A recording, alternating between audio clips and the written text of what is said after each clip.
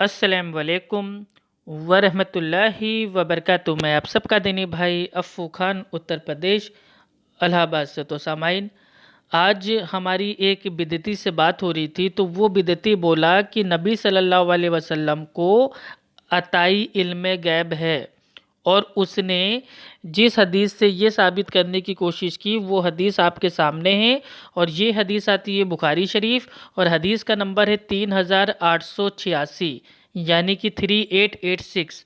یہ جو حدیث آتی ہے اس سے اس نے کہا کہ دیکھو، جو ہمارے نبی تھے محمد صلی اللہ علیہ وسلم، اور آپ کو تو عطائی علم غیب تھا، آپ سب جانتے تھے، اور دیکھو جو لوگ تھے وہ لوگ پوچھ رہے تھے کیا کیا ہوا، تو اللہ کے نبی جب کھڑے ہوئے تھے، ٹھیک ہے، تو کھڑے ہو کے انہوں نے سب بتا دیا کہ کیا کیا ہوا۔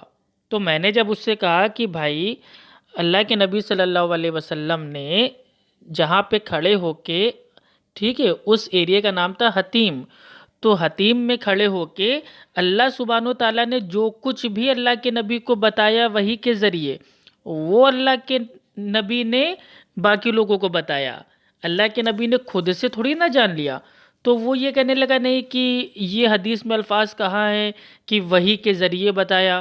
تو آئیے میں انشاءاللہ اللہ کے نبی صلی اللہ علیہ وسلم کی زبانی آپ کو بتا دیتا ہوں کہ اللہ کے نبی محمد صلی اللہ علیہ وسلم نے خود سے اپنے عطائی علم غیب کی جو طاقت تھی، پاور تھی، اس کو استعمال کر کے کوئی جواب انہوں نے نہیں دیا، بلکہ اللہ سبحانہ و تعالیٰ نے اپنے نبی محمد صلی اللہ علیہ وسلم کے اوپر جو غیب تھا اس کو ظاہر کر دیا تھا وحی کے ذریعے۔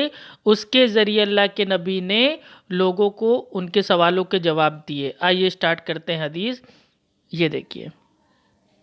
حدثنا يحيى بن بكير حدثنا الليث عن عقيل عن ابن شهاب حدثني أبو سلمة بن عبد الرحمن سمعت جابر بن عبد الله رضي الله عنهما أنه سمع رسول الله صلى الله عليه وسلم يقول لما كذبتني قريش قمت في الحجر فجلى الله لي بيت المقدس فطفقت أخبرهم عن آياته وأنا أنظر إليه۔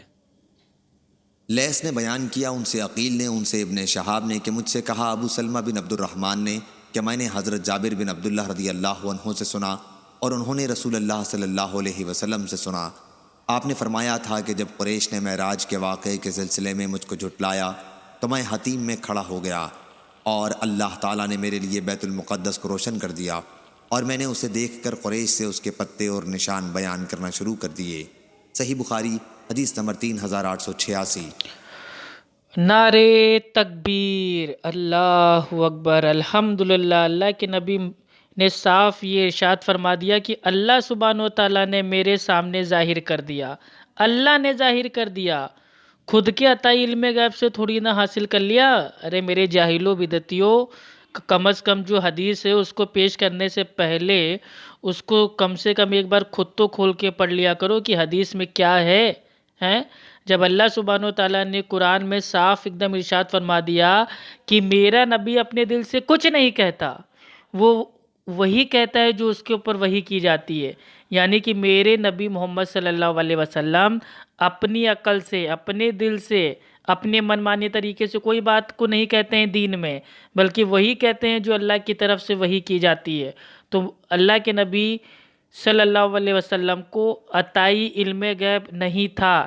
علم غیب ایک پاور ہے، ایک طاقت ہے جو صرف اللہ سبحانہ و تعالیٰ کے پاس ہے۔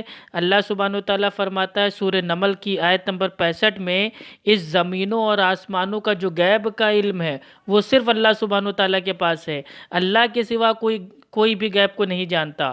تو الحمدللہ علم غیب کی جو طاقت ہے، پاور ہے، وہ صرف اللہ سبحانہ و تعالیٰ کے پاس ہے۔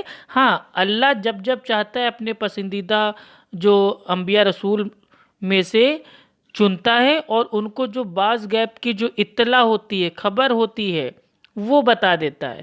جیسے اس حدیث سے ثابت ہوتا ہے، کیا ہوتا ہے کہ جب لوگوں نے اللہ کے نبی صلی اللہ علیہ وسلم کا انکار کر دیا، جھٹلا دیا کہ آپ کہاں راتوں رات کہاں آسمانوں کا سفر کر لیے، کہاں معراج پہ گئے، اور آپ کہہ رہے ہیں کہ آپ نے نبیوں کے ساتھ مطلب بھائی وہ نماز بھی پڑھ لی، تو وہ آپ نے جہاں نماز پڑھی وہ کیسی ہے، کیا معاملہ ہے، کون سے پتے ہیں، کون سی دیوار ہے، ٹھیک ہے، سب الٹے سیدھے سوال کرنے لگے.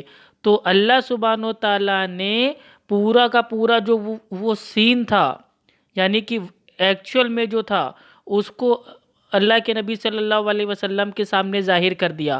اور جو وہ لوگ پوچھتے رہتے، اللہ کے نبی صلی اللہ علیہ وسلم دیکھ دیکھ کے بتاتے جاتے کہ ہاں کون سی دیوار تھی، کہاں پہ پتے تھے، کتنے پتے تھے، کیا اس کا آکار تھا، سب بتا دیا نبی صلی اللہ علیہ وسلم نے. آئیے پھر سے ایک بار سن لیجئے. لیث نے بیان کیا ان سے عقیل نے، ان سے ابن شہاب نے کہ مجھ سے کہا ابو سلمہ بن عبد الرحمن نے کہ میں نے حضرت جابر بن عبداللہ رضی اللہ عنہ سے سنا اور انہوں نے رسول اللہ صلی اللہ علیہ وسلم سے سنا.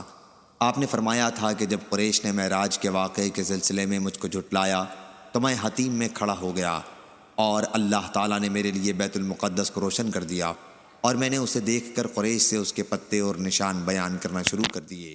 صحیح بخاری حدیث نمبر 3886. ہاں تو سن لو بہرو، اللہ سبحانہ و تعالیٰ نے ظاہر کر دیا، ٹھیک ہے، یعنی کہ وحی کے ذریعے. تو آج کے بعد کوئی بدعتی بریلوی یہ سوال نہ کرے کہ وحی کہاں لکھا ہوا ہے، کہاں مطلب یہ حدیث میں کہاں لکھا ہوا ہے کہ وحی کے ذریعے بتایا. ارے پاگل آدمی، جو اللہ کے نبی صلی اللہ علیہ وسلم کی جو حدیثیں ہیں وہ صرف اس دنیا میں جو الحمدللہ اہل سنت اہل حدیث ہیں وہی حدیث کو سمجھ سکتے ہیں، کیونکہ الحمدللہ اہل حدیث ہی وہی حدیثوں کے بھائی وہ فقیہ ہوتے ہیں. یہ جاہل مقلد ان کے کہاں سمجھ میں آئے گی، ان کو تو ایک ایک چیز کا الفاظ چاہیے کہ ہاں وحی کا الفاظ کہاں ہیں، وحی کا الفاظ کہاں ہیں. ارے جب اللہ کے نبی خود کہہ رہے ہیں کہ اللہ تعالیٰ نے میرے سامنے ظاہر کر دیا، تو اللہ نے ظاہر کیا تو اس کو وحی کہا جاتا ہے. یہ تو بیسک اصول ہے. تو آپ کو اتنا ہی بتانا تھا، ٹھیک ہے.